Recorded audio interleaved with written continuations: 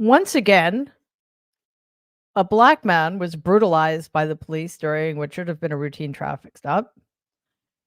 And the Fraternal Order of Police has endorsed a convicted criminal for the presidency of the United States. These things are not unrelated. Let's dive in.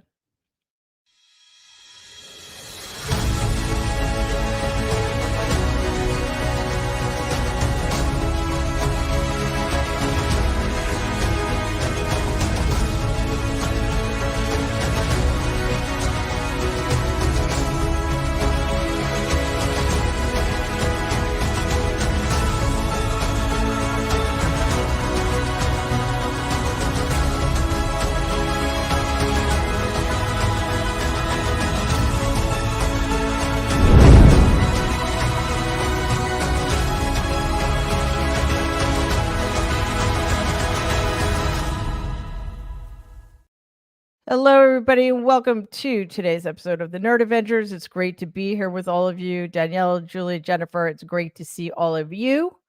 We have a thing or two to talk about. Wow. What did we do before 24-hour-a-day news? My goodness. It's uncontainable at this point. But I did want to start with the debate. There are a lot of things to talk about in the lead up to what is being treated like WrestleMania. I don't know if you guys saw this, but there was an article, I believe in the New York Times, somebody rewatched the debates between Donald Trump and Hillary Clinton and came to the belated conclusion that Donald actually won the debate because he dominated her and made her weak and look weak. Her strengths look like weaknesses. I didn't read the whole thing because as soon as I saw that, I was like, I can't, because we're doing it again. We are bending everything to accommodate Donald. The way I always put it is fragile systems bend towards the most dysfunctional member of them. And time again, we walk willingly into that trap. So Julie, one of the things I'm sure everybody's noticed is that the vast majority of the way this debate is being approached is, what is she going to do?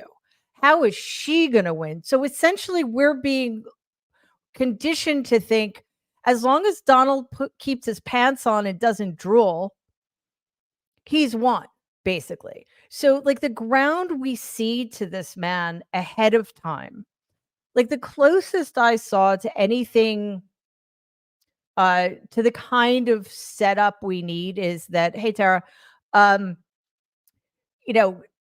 Donald will be facing questions about his age and I'm just talking about headlines here. I'm not talking about the substance of the articles. The headlines are what matters to most people, unfortunately. He'll be facing questions about his advanced age and his cognitive decline. Well, yeah, and maybe the treason and the anti-American attacks and the rape and the convictions. I don't know. I mean, is that too much to get into a headline? Perhaps I'm asking too much, Julie. Look, thank you so much for having me. Happy book day, Mary. Thank you. Quite excited to read it and see you this weekend, hopefully in DC. Definitely. So ahead of the debate, a little history here. I'm somebody who was an original Kamala Harris supporter way back in 2019. And we got when it wasn't quite as fashionable. It wasn't quite as fashionable. And so I'm super thrilled that folks are on board and seeing what so many of us saw back in 2019. I know you all are in that camp. But one of the things that we got very used to back then, and you may have heard of the K-Hive, which is how journalists, headlines, and, the media, let's say, would frame Kamala Harris in a way that they would never frame a man. And so, shocker of all shockers, we're seeing that today as we lead into the debate, that the standards are, as you mentioned, much lower for the felon. And folks are ready to start nitpicking the vice president's policy platform that she just released yesterday. It's live now for everybody who wants to read her policies. And they're going to, journalists, headlines, and the media are going to have all eyes on her, sort of critiquing every single thing. I think that as Americans, we all have to think about going forward, who we want to lead this country, who is going to push our country forward. And we have to train ourselves, and hopefully a good portion of Americans will see that tonight, to hear what she is saying and focus on the future of our country. And so we're braced for attacks. We're braced for narratives that may not necessarily gel with the Democratic Party, but we know within, voters know, and they're going to see tonight how the party is going to move forward under Kamala Harris. And I think she's going to show us in a way that just makes Trump's antics so clear that he is only moving us backwards at this point. Yeah, I think, Danielle, one of the problems I have with all of this is that we're even having this conversation. I didn't, and again, I wasn't being psychic. My reasons for not wanting President Biden to debate Donald had nothing to do with how the debate actually unfolded. I'm still traumatized. I was in Atlanta. I'm still traumatized. I don't want to watch the debate tonight, but we're all watching it together. So Together. Come join us. Like, actually. Yeah. So much for my what's the word I'm looking for? My skills in selling something. But no, seriously, we're going to be setting it up. You and Gentile and I are going to be pre-gaming. We're going to be live streaming the debate, and then hopefully a bunch of us will be on afterwards to give post-debate analysis. So, I don't want to get in too deep here, but I do think it's important to talk about why we're here. The reason I didn't want President Biden to debate Donald is because it normalized a traitor to this country. It normalized an adjudicated rapist, and a convicted felon. He didn't deserve to be on that stage with the president of the United States. He doesn't even deserve to be in this conversation. Sadly, for some bizarre reason, nobody listened to me. And here we are. I don't think Kamala Harris has a choice. But again, the what's being expected of her, while nothing's being expected of him. So how do we avoid that? How do we avoid the whole WrestleMania of it all when it feels like that's the context we're all trapped in? Yeah, I mean, I would say that one, we're avoiding the WrestleMania because the folks that are watching now have chosen independent media over the bullshit of corporate mainstream media. See, and there I think go that, my selling skills again. Seriously, I think that people are starting to make a conscious decision to unplug and to divest from an industry that has decided that it is no longer the serious fourth estate that it was, but that it has devolved into clickbait. Right into this, this sane washing, as Parker Malloy wrote at the New Republic, this sane washing of Donald Trump. I do think that there was this normalization. I didn't want Biden to debate Trump because I didn't want us to look at this election cycle as just another election cycle. It's not, right? Like, you're listening to Donald Trump. The clips that went around of Donald Trump last week at the Economic Club in New York, when asked like basic questions, whether it is about childcare costs in this country, whether it was about climate change, and there was nothing. If you just read the transcript, and I said this on Get Woke last week, like, if you just read the transcripts, you would have looked at it and been like, what the fuck is this? But when you looked at the headlines from the Associated Press that said Donald Trump gave an economic speech, I said, speech is doing a lot of work in that sentence. Yeah. Like, what are you Yeah. talking about? You look at the headlines at the New York Times. Donald Trump was talking about tariffs. No, he was not. Right? Like Donald Trump said the word tariff. So I guess that if that's the measurement that we're using, the bar is so low. And so to that point, I think that Kamala Harris today, right?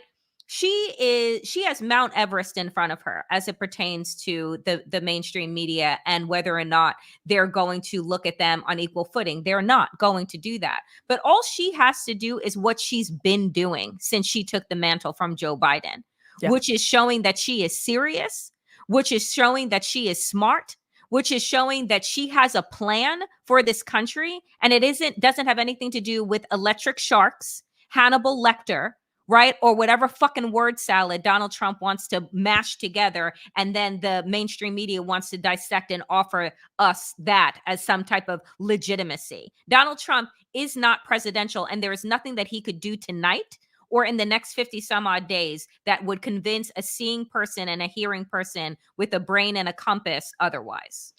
Yeah, I mean, there's nothing he could do until the end of days. Anybody who expects him, there's just no hope for anybody who expects him to rise to any occasion.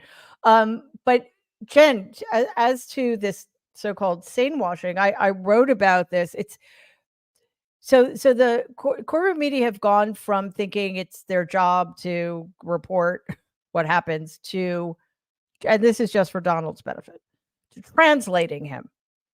The problem is twofold. One, they're not telling us that's what they're doing. As Danielle said, they are actually saying, this is what Donald said, when any sane person listening or reading a transcript knows that that's not at all what he said. He basically said, childcare is childcare, blah, blah, blah, blah, blah, make America great again.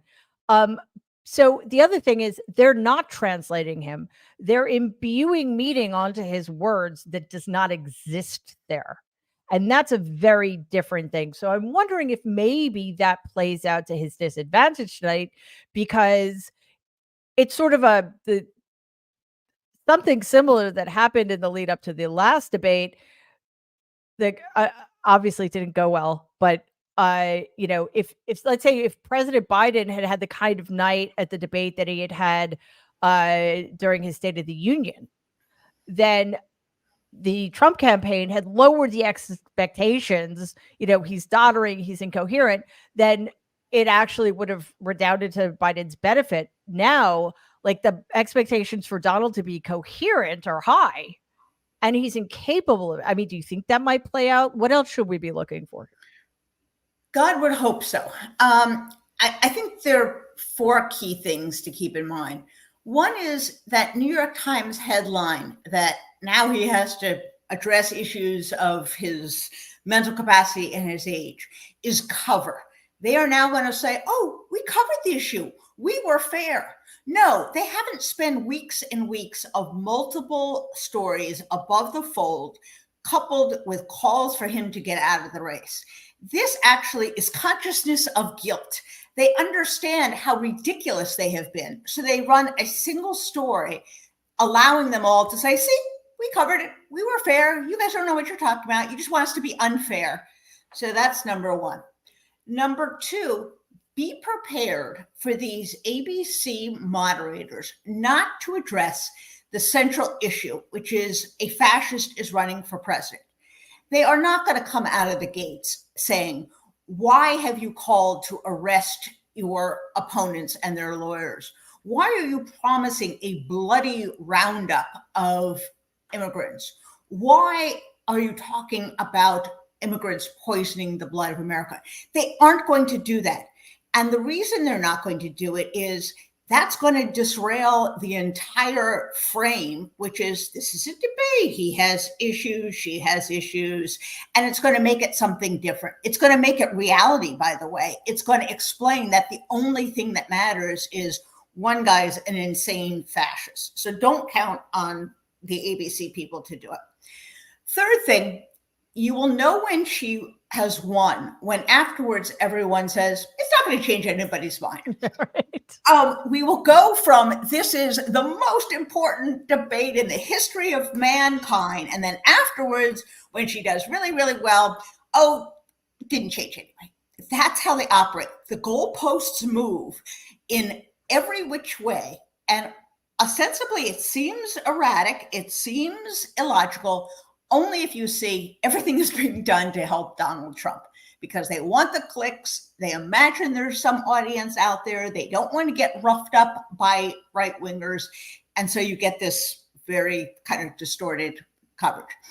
And the last thing I'll say is the notion that all people need is more detail about Kamala Harris's housing proposal in order to vote for her is nonsense. I will make the statement. There's not a single person in America who says, I really don't like Trump. He scares me about democracy, but I really can't vote for Kamala until she gives me more details on that housing policy. Donald Trump doesn't have a policy. No one thinks like that. But this is the perpetual excuse in avoiding doing what, frankly, Liz Cheney was able to do, which says there's no choice. What are you people talking about? And by the way, for people who, like myself, care very much about foreign policy, there's only one choice. There's only one pro-American in the race. There's only one person who's going to defend our alliances. Only one person who thinks America can be a force for good. Only one person who is not going to attack the entire economic global economy through this idiotic tariff war. So the premise that she has to kind of come up with a bullet point slideshow to justify her existence is just nonsense. While fact checking him, while pushing, making him answer the question. And my fantasy is that she will say at the beginning of the debate, I don't have time to reveal all of his lies, and the moderators won't.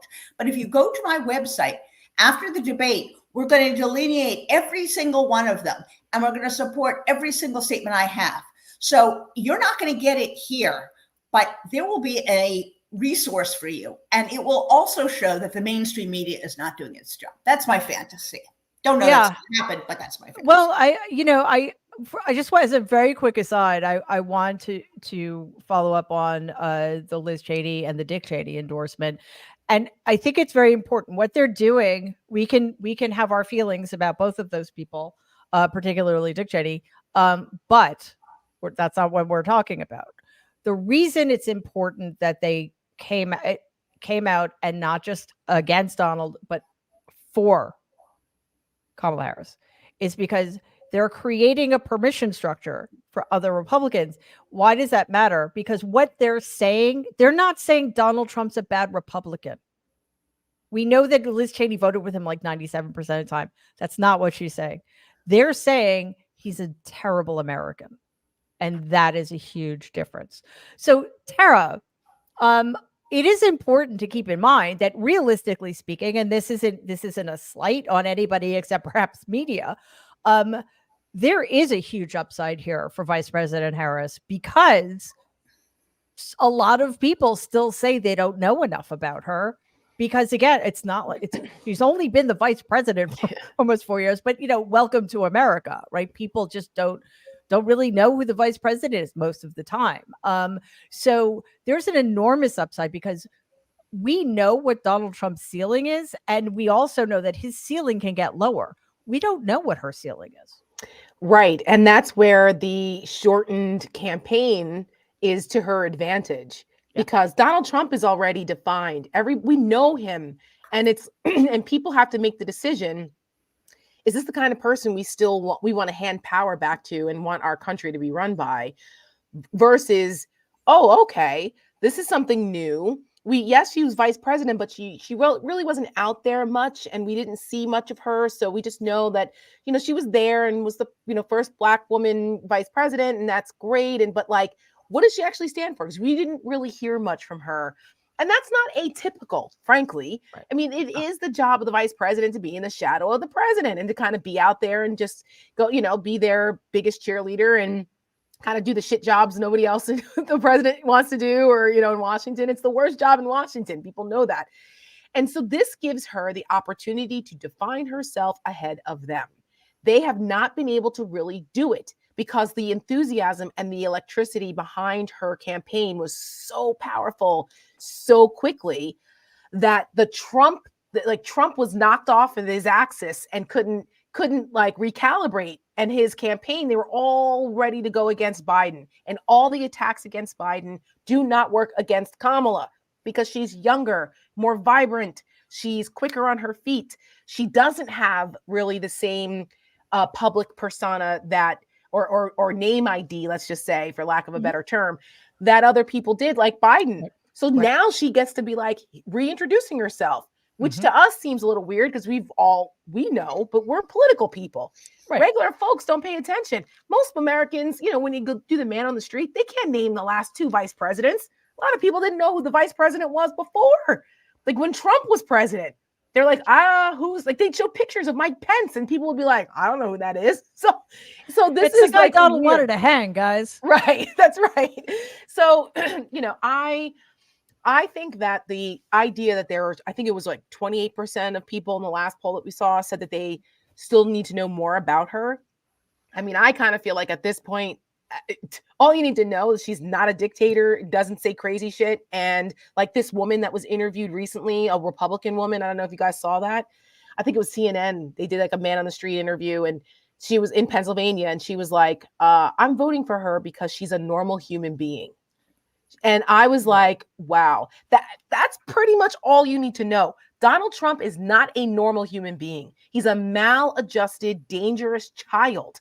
And you have been telling us more than anybody, Mary. You wrote a whole freaking book about it, about what is, Donald Trump there's something wrong with him and he doesn't need to be anywhere near power.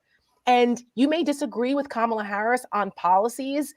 I do on a lot of things. I come from right of center. I don't agree with all of her policy prescriptions, but who gives a shit? This isn't a policy, right? This isn't a policy election. She's a normal human being.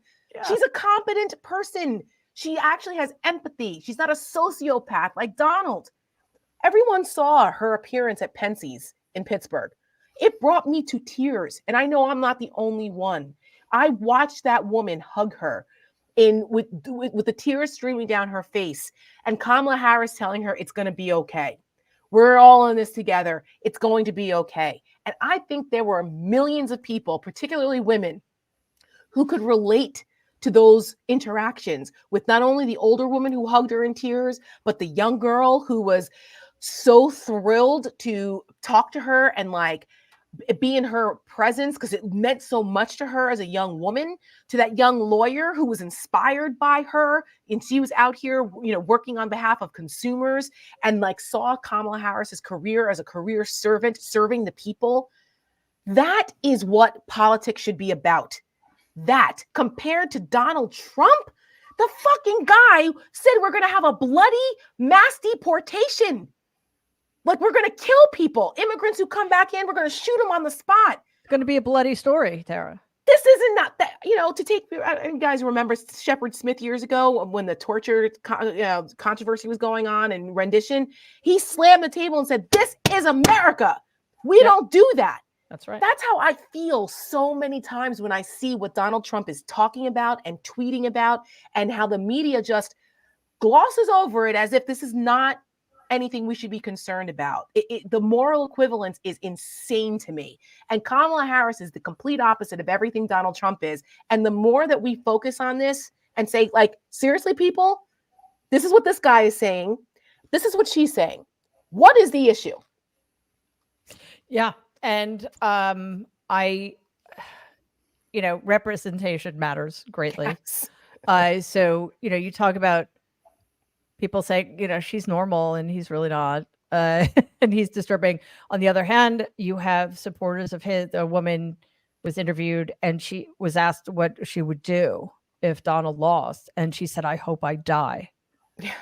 I mean, that is deeply pathological. And that's what he offers his followers, that's what he inspires his followers to.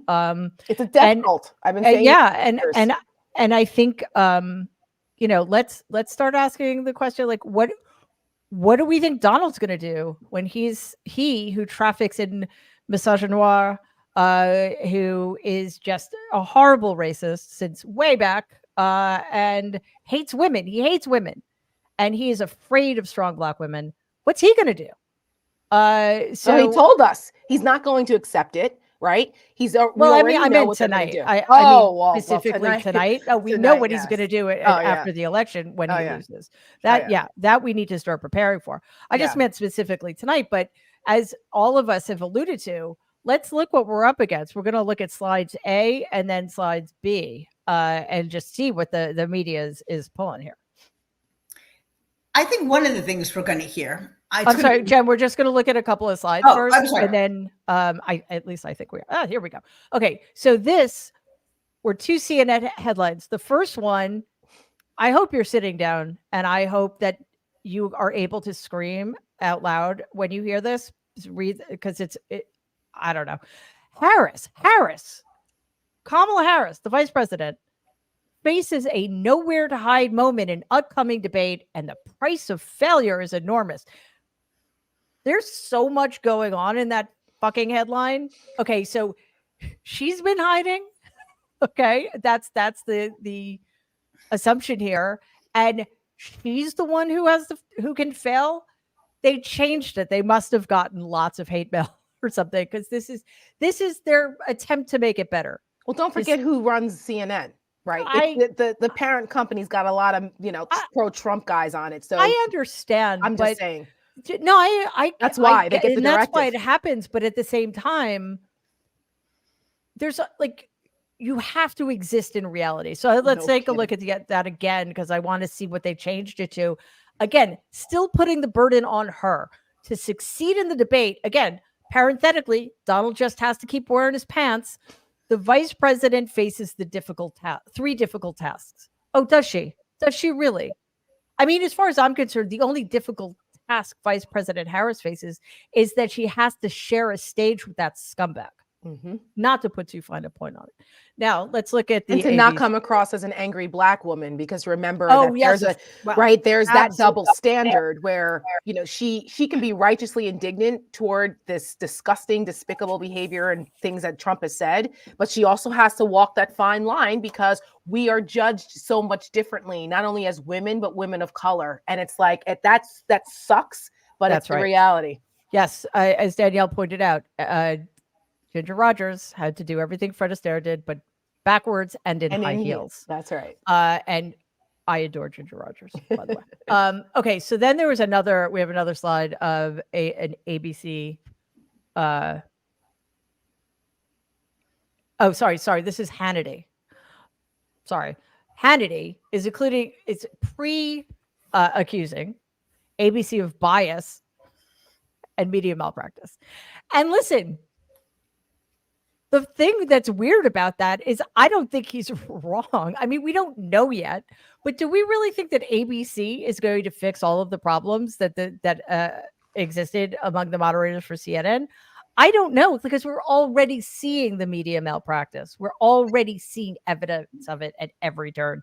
So again, I'm kind of bias, right? It's a different kind of bias by the same washing of Trump's behavior. It's crazy. He gets the benefit of the doubt. It's like so ass backwards. I don't know. And nobody deserves it less. Right. Nobody deserves it less. So here we are. And again, I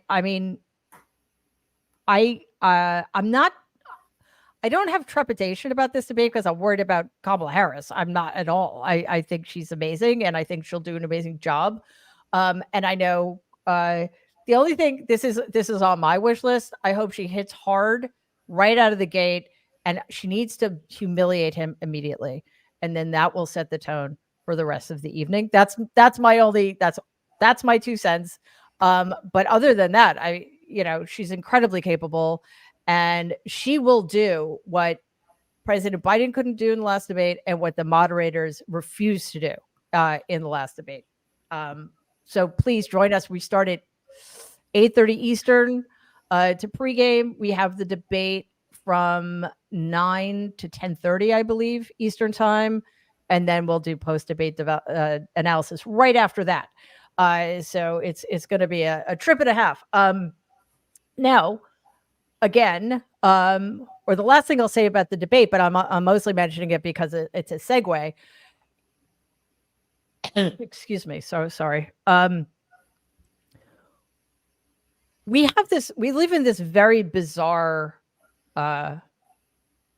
these very bizarre circumstances that if you said to somebody, would you vote for a rapist? Would you vote for somebody who's been convicted of 34 serious crimes? Would you vote for somebody who stole classified documents and sold them to the highest bidder, who incited an insurrection?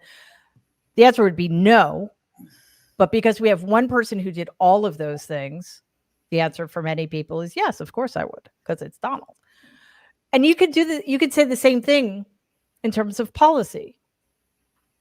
Somebody who essentially wants to round up, imprison, deport, and probably kill a lot of immigrants because they're the wrong color, who speaks about them poisoning the blood like an actual Nazi would, and who, and that this is the point I'm getting to, wants to reduce American women to second-class citizens who have no rights over their own bodies. Like, shouldn't that be the end of the conversation?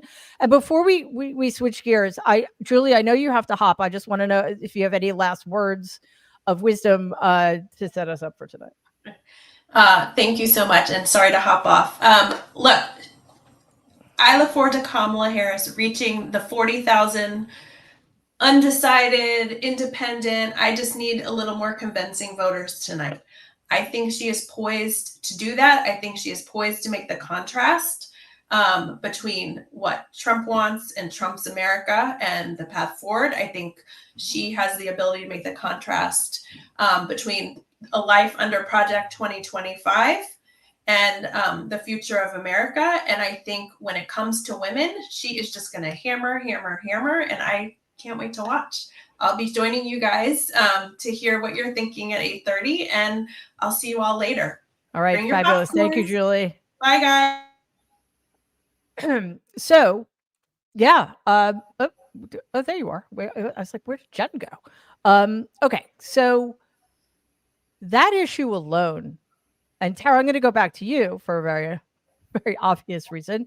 Your organization, the Seneca Project, is very much about this issue, women's reproductive rights and the role men have here, and why it's so important that we get this message, because it literally directly affects half of the country, and it should have a huge impact on the other half of the country if we looked at this the right way.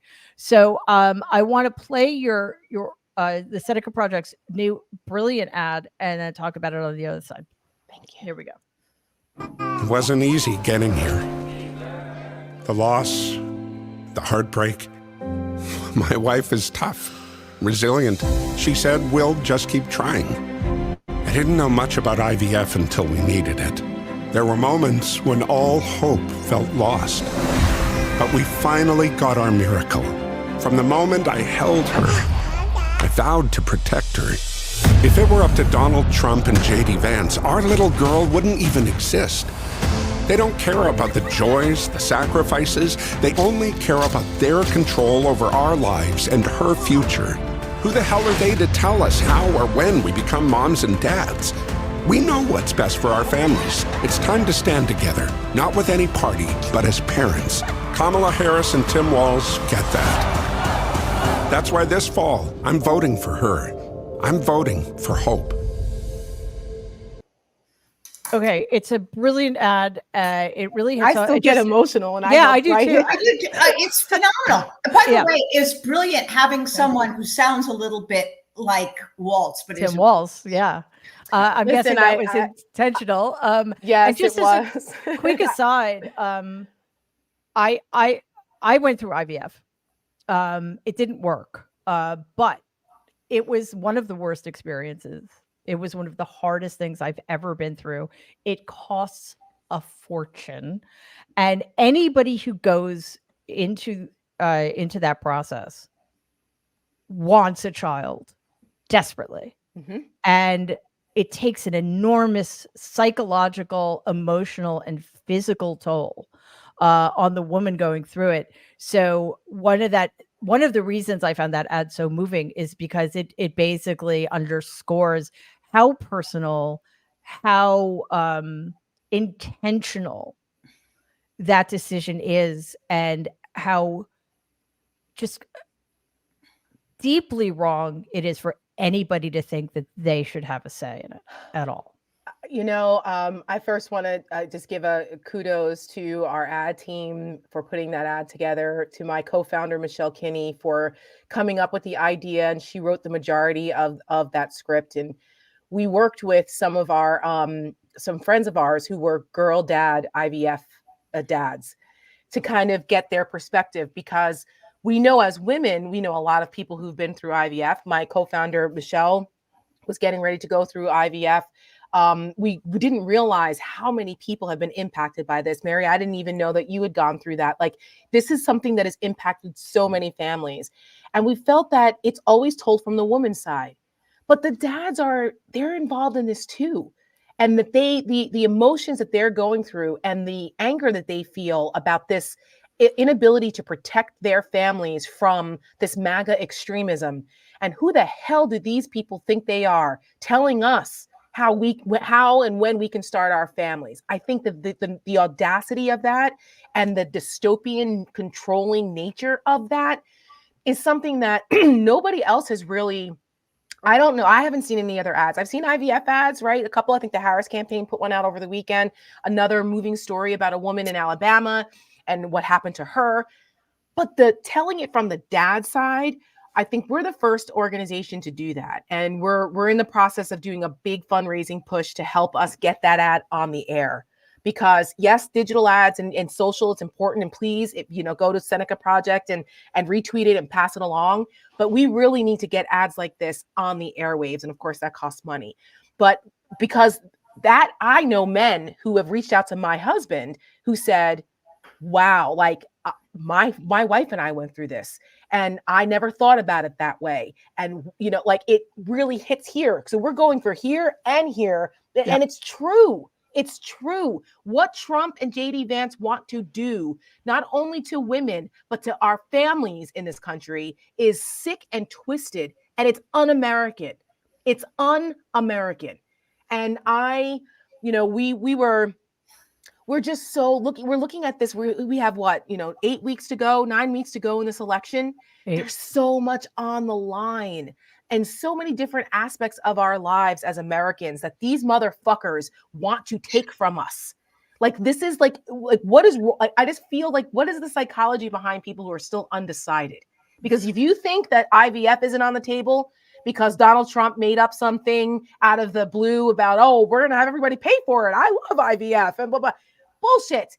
They want this to go to the states. The states are taking the rights away. These crazy Christian nationalists are out here pushing fetal personhood.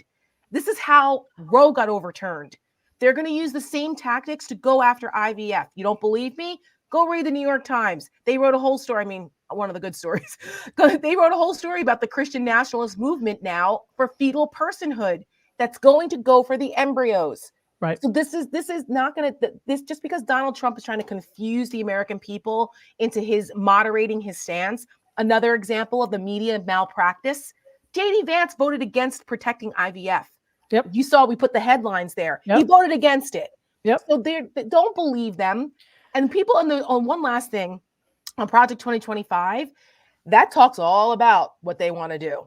Okay. And a lot of the American people, thank God, are starting to go, wait a minute, we're not cool with that Project 2025 thing. That's kind of scary. But the one issue that they're like, well, it's not really going to happen, is on women's issues. It's on abortion and IVF, contraception, because they've been confusing the Trump side and the media as accomplices. They've been confusing that, well, Trump's not for a national ban. It's not going to be that bad. Okay. You don't think so? Go look at what's happening in the States. It's happening every freaking day. Listen, guys, this is how we need to understand the horrors of another Trump administration. He'll do whatever his handlers tell him to do. He'll do whatever the people he owes tell him to do. There will be a national abortion ban. IVF will be illegal. I mean, let's get real and stop giving anybody the benefit of the doubt. He lies like he breathes. He's going to say whatever he thinks he needs to say to get in, and then it'll be payback time, and we will be the people who pay the price. And, Jen, I think that part of it is that, and one of the reasons this ad is so effective is that Donald in particular, but Republicans in general have dismantled our sense of connection. And abortion is only about women who just are irresponsible women having unnecessary pregnancies, right? Abortion is a women's issue. And we see, not just with IVF, but when husbands are watching their women, their women, my God, their partners bleed out because a doctor won't treat them because the law says they can until she's almost dead. That's a man's issue too. And it's the same thing with anything else. I think the anti-immigrant hatred should affect all of us. We should all be feeling this as human beings. And there are a couple of things we're going to get to, but I think we need to change that narrative. And we also need to start referring to Project 2025 as the Republican platform. Yeah, I think a couple things. One, we have to understand who these people are. There is a new survey out by the phenomenal folks at PRRI, which looks at the overlap between authoritarian personality, Christian nationalism, and the Republican Party. And Kamala Harris, you want a Venn diagram? It's a circle. It's a single circle. And what do these people want? They want to redefine America as a white Christian nation. They believe that America is not a pluralistic democracy. They do not believe in equality. They do not believe all people should be voting. That is what we are up against. And because they are clever enough to pick discrete groups, women, immigrants, they con people into thinking, it's not really going to affect me all that much. It always affects you. Dictatorships are not good for anyone. And that's what we're headed for. So I think, although the ABC people will not do it, Kamala has to make clear, as she has by using the word freedom rather than nebulous democracy, that if you want to be free to run your own life and you don't want to be afraid of the government snatching books out of your library, invading your bedroom, telling teachers what they can and cannot say, then you only have one choice. And I don't think Trump is verbally dexterous enough to come back with anything. He's just going to say, nasty woman, liar, things were never as bad. People are saying communist, fascist, Marxist, whatever it is. She's crime. And when she says crime is 50 or low, he'll say lying. So we know what he is going to do. And I think she just has to very calmly recite the facts and make very clear that if you want to run your own life, there's only one candidate. And the irony for people like me and Tara, who used to be Republicans, is this used to be what Republicans ran on. Don't let the government tell you what to do. Don't let the Republicans, run your lives. Freedom. Well, as Liz Cheney said, we've had a sea change. That's what she said. We've had a sea change. Boy, have we ever. Well, think about it. I mean, Democrats are out there trying to defend the FBI. CIA, right? It's the world turned upside down. I mean, the Fraternal Order of Police is endorsing a criminal against the prosecutor. Danielle, I apologize in advance. I'm going to show everybody a picture that is it's very disturbing. So let's now this is something that was never animals hate Donald. So this would never happen. He hates animals. And the main reason this is disturbing, though, and we don't need to look at it anymore. Thank you, Mercedes. Danielle, is because of this just utterly despicable, I don't even know what to call it, propaganda, I guess, that Haitian immigrants in Ohio are, one, draining social services, and two, stealing people's pets and eating them. Okay.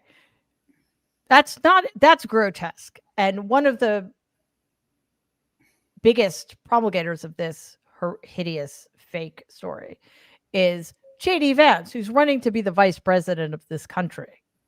Now, thankfully, we're not hearing the word weird that much anymore because I'm heartedly sick of it. It served its purpose. People are saying that that's weird. No, it's not, because he doesn't believe it. It's cynical and it's dangerous. And the problem, Danielle, is that like there are so many people who just get off on being enraged all the time. And like that's what they're tapping into with this shit.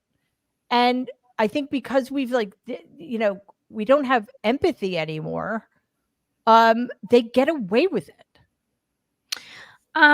So a couple of things. And I have to like take partial deep breaths because one, I'm a child of immigrants. My family is from Jamaica. Half of the family that has married into my family is Haitian.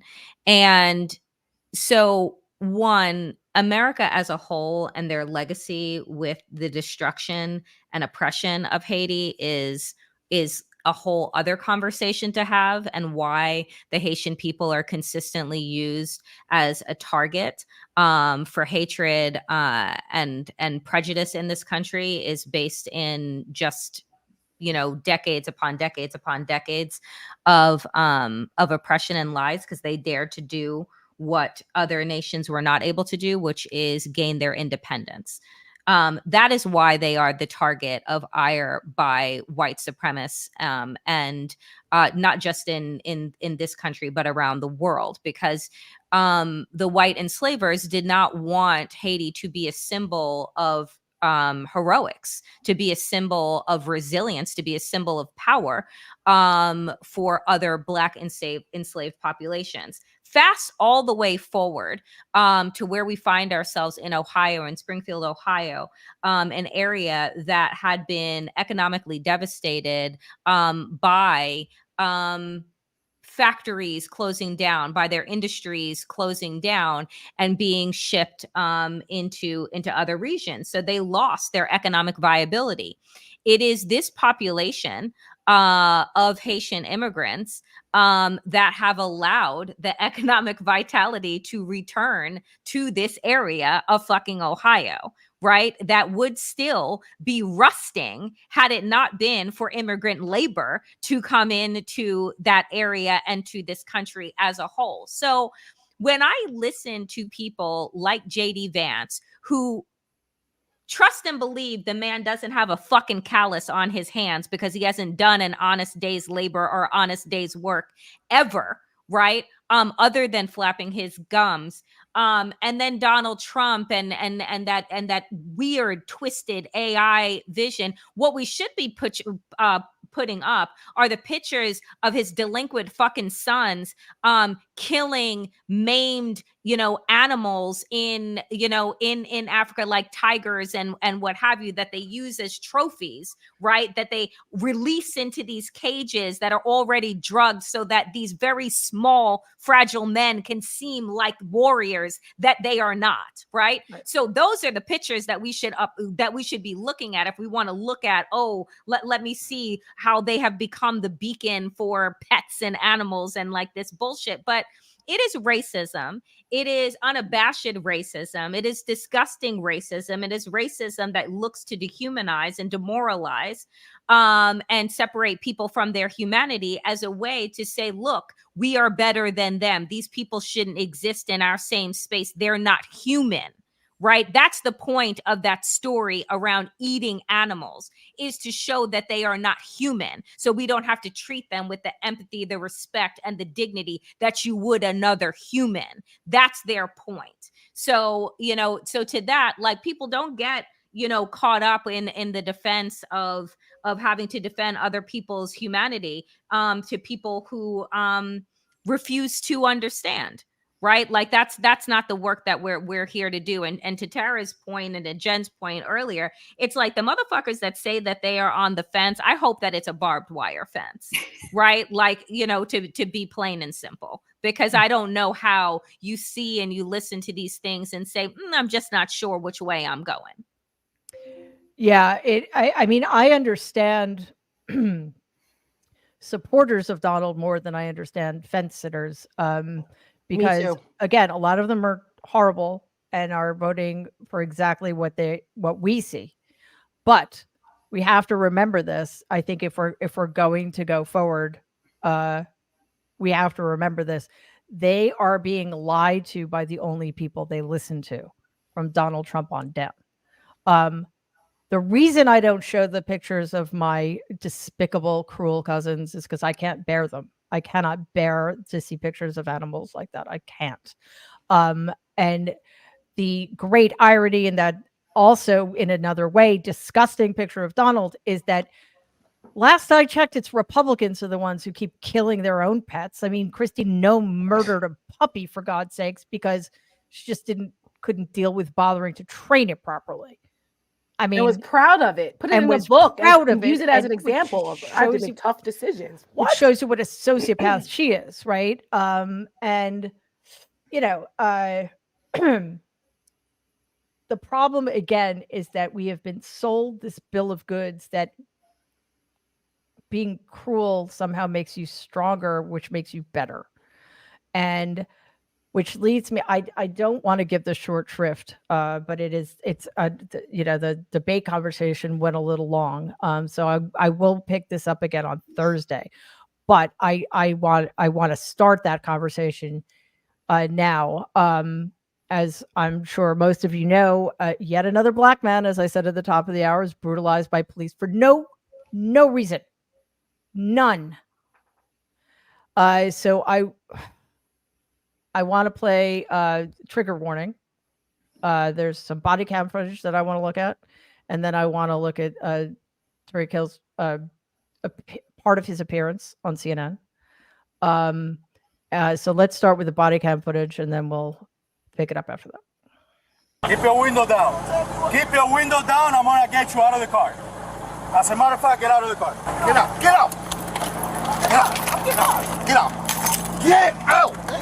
What part of that don't you understand?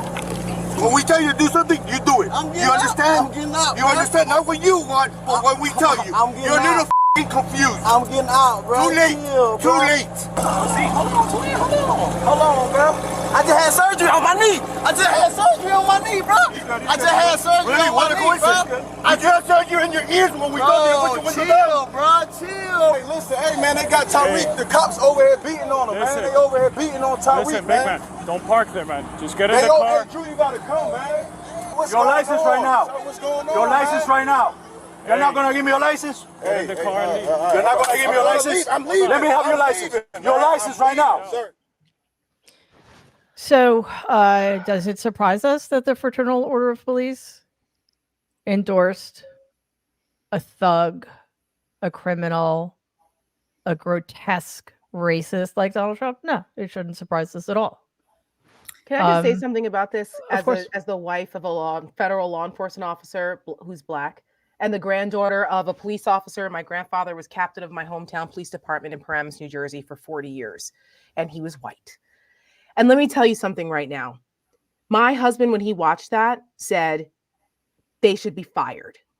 He goes, first of all, you're taught to de-escalate, not escalate. Number one. Number two, you don't, kick a suspect that's in handcuffs when they're like that, because he saw that they kind of nudged him or throwing him around. He wasn't resisting. Completely unnecessary. And it was a power trip, an absolute power trip. And the fact that, I've been someone, and people, back in the day when I was still a Republican, I oftentimes would default to law enforcement in some of the controversial cases in the past, just because I had a little bit of a different perspective coming from a law enforcement family. And a lot of people didn't like me because of it. but I try to be fair on these things.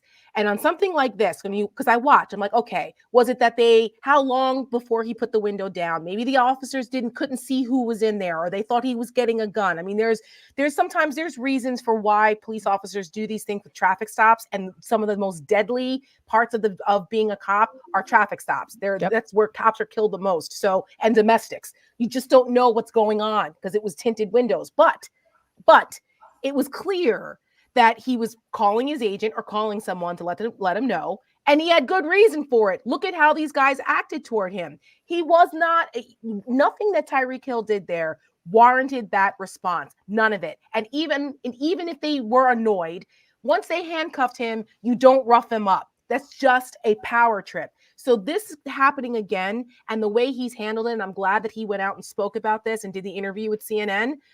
It's important for people to see this, that for people of color, there's a reason why there is a major trepidation when it comes to the police. And with Donald Trump going out here, riling up the police unions and telling them, remember when he said, don't be so nice to those suspects, right? That's right. Don't watch their heads. That's right. Like, don't think that shit doesn't filter down. Of course it does, because you're always going to have those bad apples and those people in the police department that use it as a power trip because they got picked on in high school, or they're 5'2" and now they have a gun and it's an extension of their less of their manhood.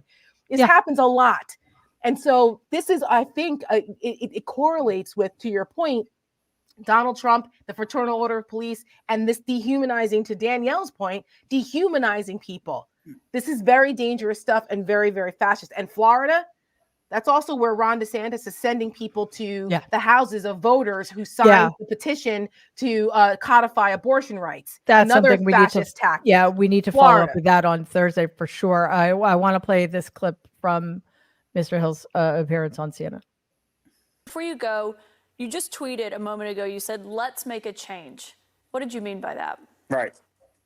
So, I'm a good old country boy from South Georgia, man. Like, I'm not a big believer in dividing people. You know, I don't believe in all that, man. I believe in bringing people together, because that's my purpose in life. I do football camps all across the world, man, trying to bring different people together, different kids, different parents, you know, because we in this together, baby. Like, we on this earth together. We got to live together. So when I say let's make a change, let's do it together. So Miami PD, really all officers across the world, man, because one officer doesn't, you know what I'm saying, like, make the whole group look bad. Like, everybody has bad apples, you know what I'm saying? Every team has bad apples.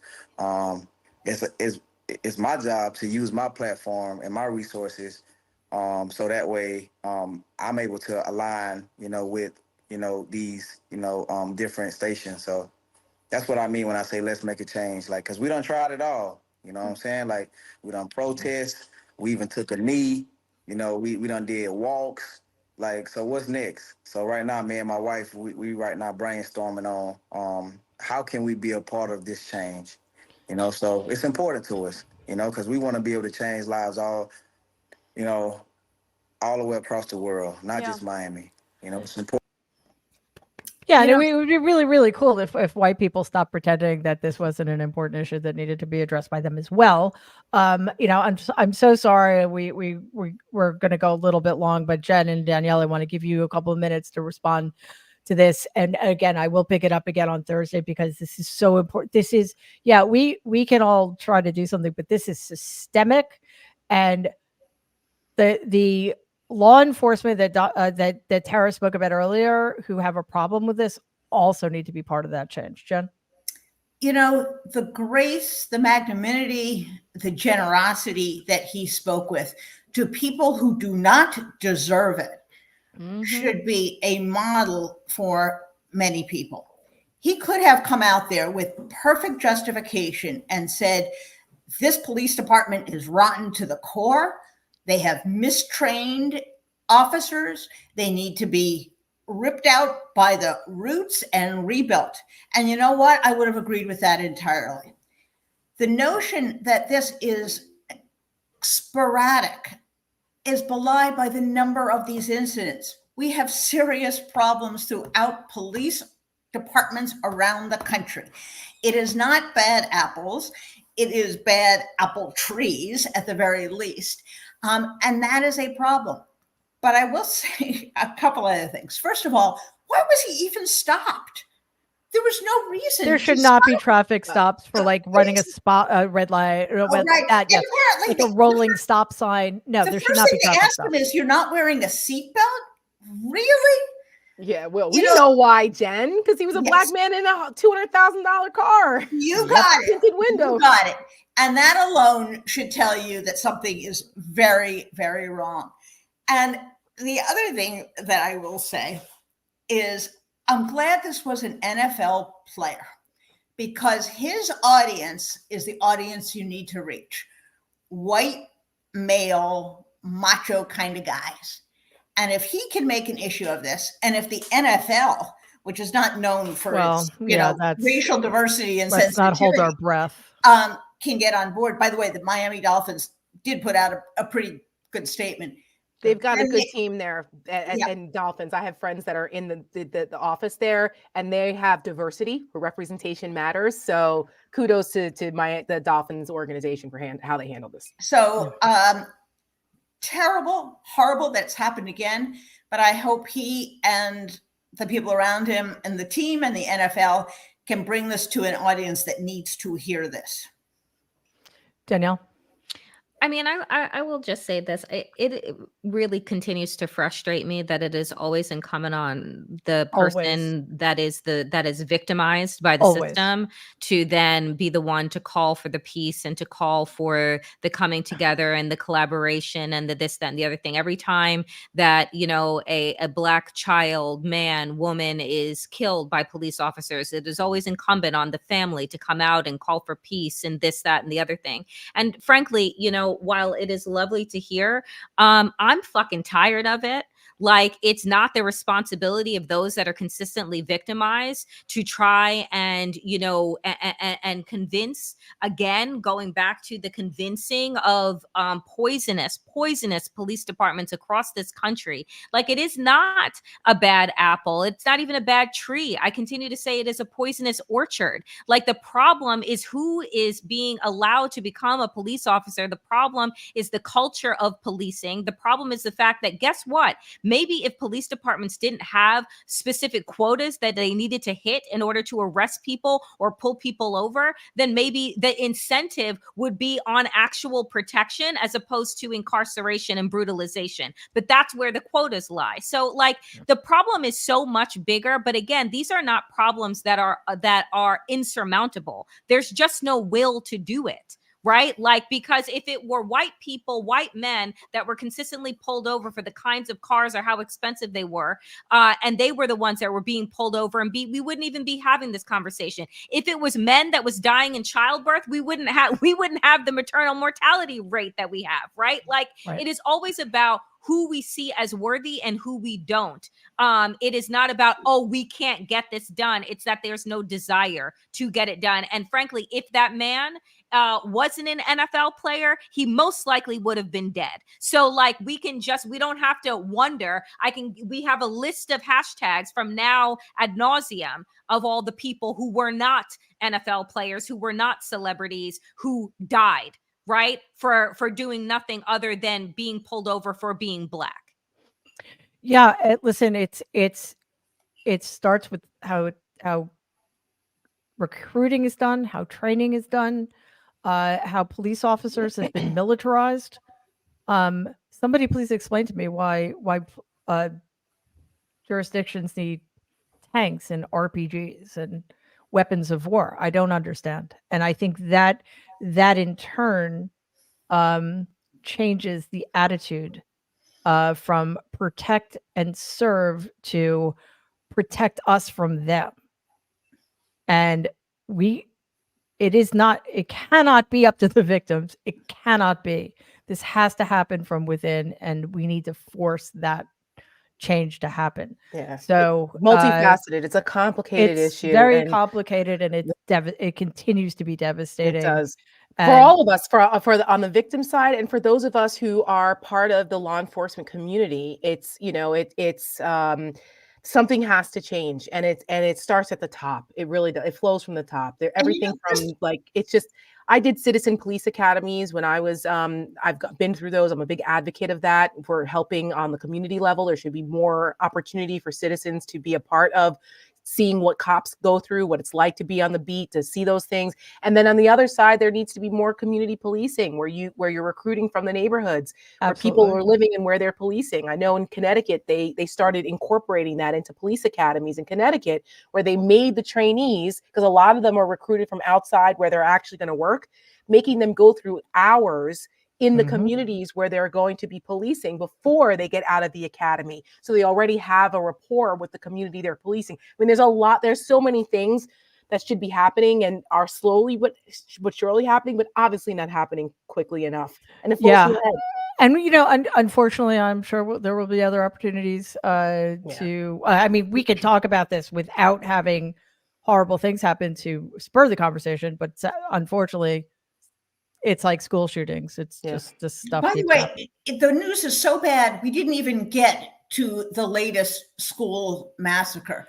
And by the way, this arms race that the police have to have tanks might be associated with the fact that ordinary teenagers can get AR-15s. So we are insane when it comes to public safety. Through the looking glass here. Unfortunately, we have to leave it there. We went long. Thank you so much for hanging with us. But there's a lot of important things happening in our very, very broken world. But we have a debate to look forward to tonight, so we're going to go get ready for that. Please join us for the pre-debate. Set up the live stream of the debate and then the post-debate analysis afterwards. Quick plug, my new book, Who Could Ever Love You, came out today. So if you want to pick it up, that'd be awesome. Thank you. Very happy to have it out in the world. And please subscribe to the channel. Danielle, Tara, Jen, and Julie, thank you guys so much. Mercedes, thank you for everything you're doing behind the scenes. It's great to have all of you. Thanks to everybody watching. We will see you later tonight. In the meantime, please stay safe and be kind. Bye.